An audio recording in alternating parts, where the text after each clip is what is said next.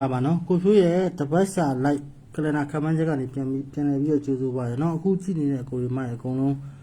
တယောက်မကျန်ဘူးနော်လိုက်ကိုပြီးဆုံးအောင်ကြည့်ပေးပါနော်လိုက်ကိုပြီးဆုံးအောင်ကြည့်ပေးလို့အကျိုးမြတ်မရုပ်စေရပါဘူးနော်တူတီထိုးနေတဲ့အကိုတွေမှအကုန်လုံးကျွန်တော်လိုက်ကိုတခါမှမကြည့်ဘူးသေးတဲ့ညီကိုမောင်နှမတွေရောအခုအစ်ကြည့်ရလူတွေရောပေါ့နော်လိုက်ကိုပြီးဆုံးအောင်ကြည့်ပေးပါကျွန်တော်ကလနာ site နဲ့တပတ်စာခမန်းချက်ကလေးတွေပြပြီးတော့မှဖြစ်ပါတယ်နော်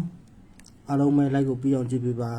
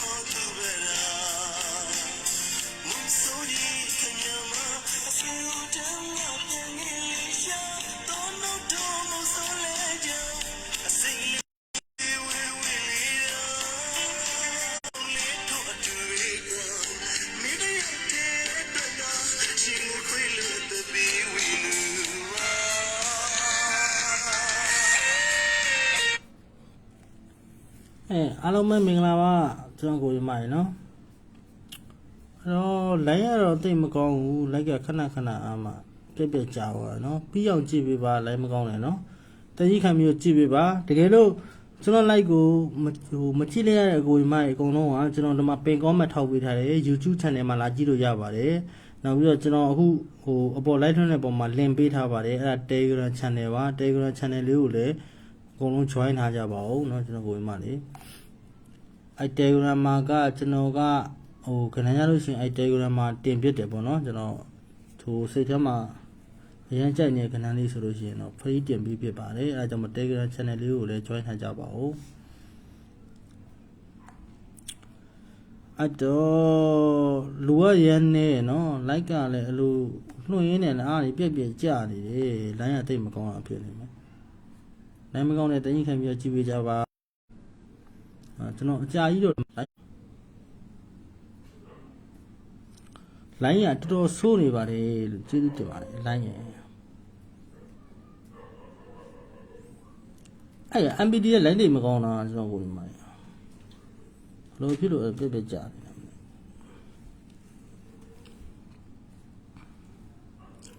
အဲ့တော့ကျွန်တော်တိတ်ပြီးတော့အကြာကြီးလည်းမပြတော့ပါဘူးเนาะအကြာကြီးလည်းမဆောင်တော့ပါဘူးကျွန်တော်တို့ကတော့ကြမယ်အဲ့တော့ကျွန်တော်ကိုမိုက်လိုက်ကြည့်ပြီเนาะတကယ်လို့ကျွန်တော်ပြောလို့ပဲဖေးဖို့မှလိုင်းမကောင်းလို့မကြည့်ရတဲ့ကိုမိုက်အလွယ်တကူကြည့်လို့ရအောင်လို့ကျွန်တော်အခုပင် comment ထောက်ပေးထားတယ် YouTube မှာလာပြီးတော့ကြည့်ပါเนาะအဲ့ကျွန်တော်တို့ကဒီကနေစပြီးတော့ကြမယ်เนาะဒီကနေစတော့ဆိုတပတ်တွင်းမှာတဲ့ကျွန်တော်တို့ကနက်ခတ်2ကြိမ်ကြာမယ်ဆိုတော့တပတ်တွင်းမှာကျွန်တော်တို့9-3နက်ခတ်3-5နက်ခတ်ဆိုပြီးတော့တပတ်တွင်းမှာနက်ခတ်2ကြိမ်ကြာတယ် အပူပါတစ်ချိန်ကြပြရမယ်ဆိုရှစ်ဘူးဆိုပြီးကြားတယ်တပတ်တွင်းမှာနက်ခတ်နှစ်ချိန်ကြအပူတစ်ချိန်ကြအဲ့လိုကြပြရနေကျွန်တော်နောက်တစ်ပွဲမှာတည်တဲ့1649အခွေသည်တစ်ချိန်လာပေးရမယ်ဆိုတော့ကျွန်တော်တို့90နဲ့မှ6ဆိုပြီးတော့ဒါမွေးကနန်းစိုက်ကလေးပါနော်မွေးကနန်းအခွေစိုက်ကလေးပါအဲ့တော့အဲ့ရှယ်လေးအသေးလေးလက်မလေးတယောက်ရှယ်စီနှိပ်ပေးကြပါနော်တူတီနဲ့ဆိုင်တဲ့ကလူတွေရှယ်ပေးကြပါဦးအဲ့ကျွန်တော်တို့ကဒီမှာ1649အခွေသည်တစ်ချိန်လာပေးရမယ်ဆိုတော့ကျွန်တော်တို့90နဲ့မှ6ဆိုပြီးတော့တစ်ချိန်လာတယ်ဒါဆိုရင်ဒီဘက်ကိုထပ်သွားမယ်နော်ဒီဘက်ကိုထပ်သွားမယ်ဆိုတော့တပတ်တွင်းမှာကျွန်တော်တို့ကနက်ခတ်2ချိန်ကြပေးရမယ်ဆိုတော့8ဆိုရနက်ခတ်ကဲ18ဆိုရနက်ခတ်ကဲတပတ်တွင်းမှာနက်ခတ်2ချိန်ကြအပူပါတစ်ချိန်ကြပေးရမယ်ဆိုတော့8ဘူးဆိုပြီးကြားတယ်တပတ်တွင်းမှာနက်ခတ်2ချိန်ကြအပူပါတစ်ချိန်ကြအဲ့လိုကြပေးရတဲ့ကျွန်တော်နောက်ဘွဲမှာဒီချိန်လာပေးရမယ်ဆိုတော့60နဲ့မှ9ဆိုဒီလိုတမလို့လိုက်နေကျွန်တော်ကိုယ်မိုက်ထားလား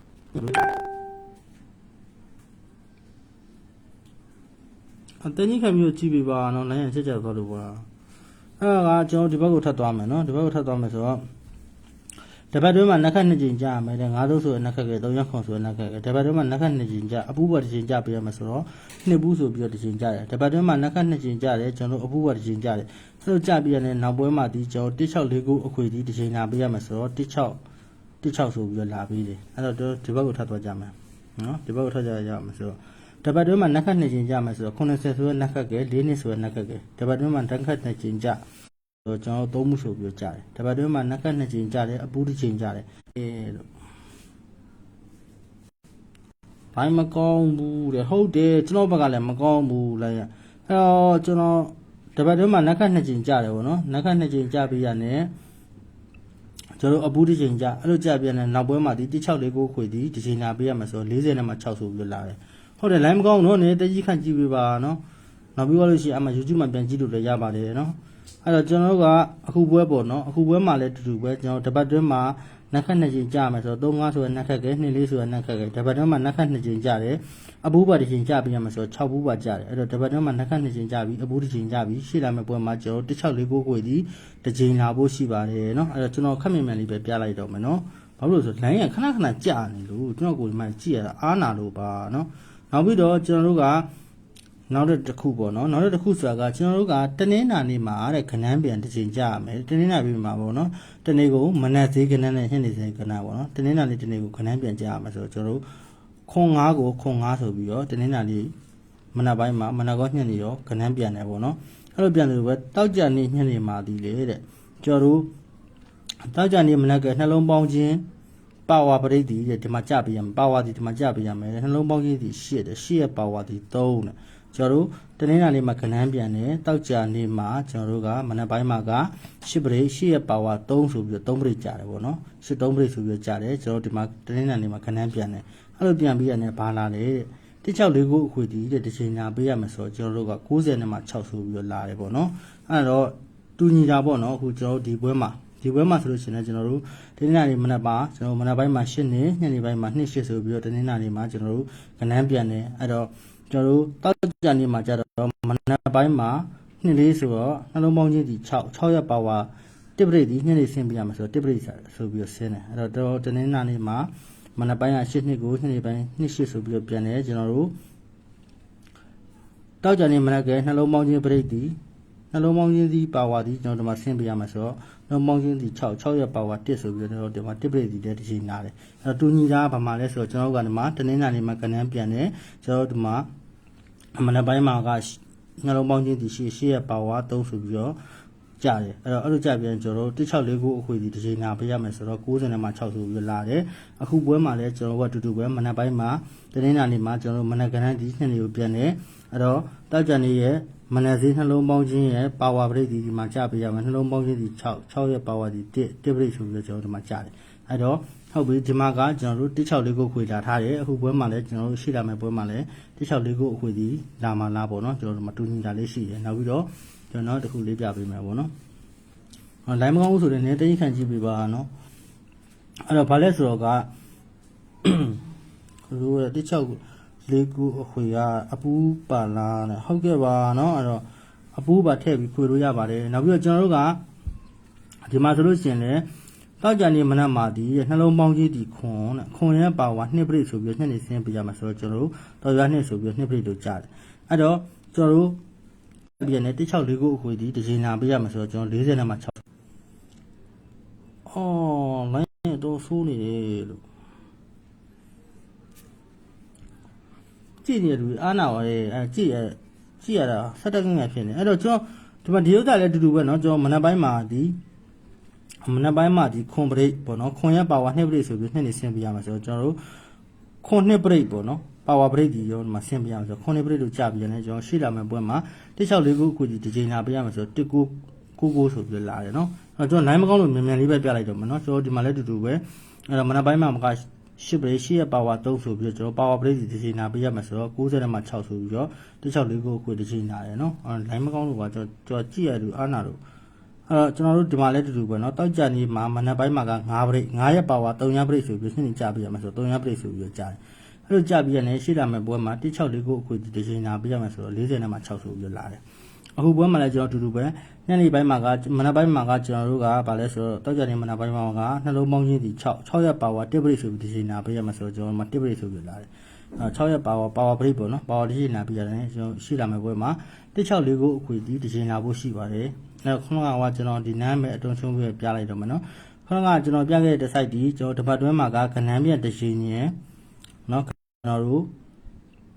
sorry နော်တပတ်လိုင်းရတော်တော်ဆိုးနေတာပေါ့လိုင်းရတော်တော်ဆိုးနေရပါလို့စကားပြောတော့ထင်ကုန်နေအဲ့တော့ကကျွန်တော်ခုနကပြခဲ့တဲ့ site ဒီတပတ်အတွင်းမှာကကျွန်တော်တို့ကအပူးတစ်ချိန်ကြเนาะကျွန်တော်တပတ်တွင်းမှာနှစ်ခတ်နှစ်ချိန်ကြအပူးတစ်ချိန်ကြပြီးရတယ်ရှိလာမဲ့ပွဲမှာကျွန်တော်တို့164ခုအခွေလာဖို့တစ်ချိန်ရှိပါတယ်အဲ့ဒါတစ်ဆိုင်ပေါ့နော်အခုကျွန်တော်ပြခဲ့တာကတနင်္လာနေ့မနက်မှာတနင်္လာနေ့ဒီနေ့ကုန်မှာခဏန်းပြန်ကြတောက်ကြနေ့မှာကကျွန်တော်တို့ပါဝါပရိစင်းအဲ့လိုဆင်းပြီးရတယ်164ခုအခွေဒီတစ်ချိန်လာဖို့ရှိပါတယ်เนาะအဲ့တော့ကျွန်တော်တောက်ကြနေ့ညနေမှာပါဝါပရိစင်းပြန်164ခုအခွေဒီတစ်ချိန်လာဖို့ရှိပါတယ်အဲ့တော့စုပေါင်း3 site ရှိရပေါ့နော်တစ်ဆိုင်မဟုတ်တစ် site တော့ညှိမှာပဲအဲ့တော့ကျွန်တော်ရှိလာမယ့်ပွဲမှာကျွန်တော်ကိုမိုင်နော်အကုန်လုံးမှာဒါမွေးကနအကိုလေးကျွန်တော်ကလက်ဆောင်ပေးတာပါအဲ့တော့မှားတာတော့ကန်တရားပေါ့ဗျာနော်အဲ့တော့ရှိလာမယ့်ပွဲမှာ164ခုခွေပြီးတော့မွေးကြပါနောက်ပြီးတော့ကိုကတက်နိုင်တယ်လို့ဆိုလို့ရှိရင်တော့အပူလေးပါ164ခုအပူကထည့်ခွေပြီးတော့မွေးစီခြင်းပါတယ်နော်အဲ့တော့ကျွန်တော်ကိုအမှန်ကန်အားပေးတဲ့ကိုဒီမှရှိလို့ရှင်ကျွန်တော်ကပေးရဝယ်မယ်ဆိုပြီးတော့မဝယ်ရသေးဘူးပေါ့နော်ပေးရမဝယ်ရသေးဘူးဆိုတော့ပေးလဲလိုချင်တယ်ပေါ့နော်ကျွန်တော်တို့တကယ်အမှန်ကန်အားပေးရဆိုအခုမှဒီမှာ comment မှန်နေလူတခါမှကြောက်ရှိမှအဖွဲလာဝင်တာမတွေ့ဘူးနော်ဒီပွဲမှာအဖွဲလာဝင်ပြီးတော့စပို့ပေးကြပါဦးကျွန်တော်နောက်ပွဲကြလို့ရှိရင်ပေးအစ်တစ်ကလေးနဲ့ကျွန်တော် live ထွင်ချင်လို့ပါအဖွဲဝင်များဝင်မှာကျွန်တော်လည်းပေးဝင်လို့ရမှာမဟုတ်လို့ပါနော်အဲ့တော့ပေးတဲ့နဲ့လည်းထွန်းချင်ပါတယ်ပေးတလုံးဆိုလို့ရှိရင်ကျွန်တော်လည်းမဟုတ်ဘူးဆိုတသိန်းခွဲလောက်ဖြစ်နေပေါ့နော်ကျွန်တော်ပြင်လာဆင်လိုက်ဆိုရှင်2သိန်းပြဖို့လောက်ကြာတယ်ပေါ့နော်အားကြောင့်လို့ပါအခုမှကြည့်နေလိုက်လို့ကြည့်နေလူတွေကျွန်တော်အဖွဲလာဝင်တဲ့လူတယောက်မှမပါဘူးနော်ကျွန်တော်သိရင်တော့ကျွန်တော်ကိုဒီမှာအလကားကြီးပဲတယ်ကြည့်ထုံးနေပါနဲ့ဟုတ်နော်ကျွန်တော်အမှန်ကန်အားပေးရဆိုရှင်အဖွဲလာဝင်လို့ရပါတယ်ကျွန်တော်ဖုန်းနံပါတ်ဒီ43လုံး204 203ညဖုန်းနံပါတ်တစ်လုံးမှသုံးပါတယ်နောက်ပြီးတော့ကျွန်တော်တချို့ဆိုလို့ရှိရင်လာပို့တယ်ဒါကိုဖြူပေးထားတာလားဆိုပြီးတော့ကိုဖြိုးနာမည်ရင်းတူတော့မှကျွန်တော်ကဒီဖုန်းနံပါတ်တစ်လုံးပဲသုံးတယ်နော်အဲ့ဒါတခြားဖုန်းနံပါတ်နဲ့ဆိုလို့ရှိရင်ကိုဖြိုးဆိုတာတော့မှကျွန်တော်မဟုတ်ပါဘူးဒီဟိုတလောကလည်းအမတယောက်ကလာပြီးတော့ပြောတယ်ဟာဒါကိုဖြိုးမဟုတ်ဘူးလားကျွန်မမဟုတ်ဘူးလို့ကျွန်တော်မဟုတ်ဘူးလို့အတူဆိုတော့အဲ့ဆိုတော့ကျွန်မအလိန်ခံရပြီတဲ့အားကြောင့်လို့ပါနော်အဲ့တော့ကျွန်တော်ရှင်းလာမယ့်ပွဲမှာ164ခုခွေပြီးတော့မွေးပါအဲ့တော့ကျွန်တော်ရေးမပြတော့နော်164ခုပေါ့နော်164ခုအဲ့ဒါကိုကျွန်တော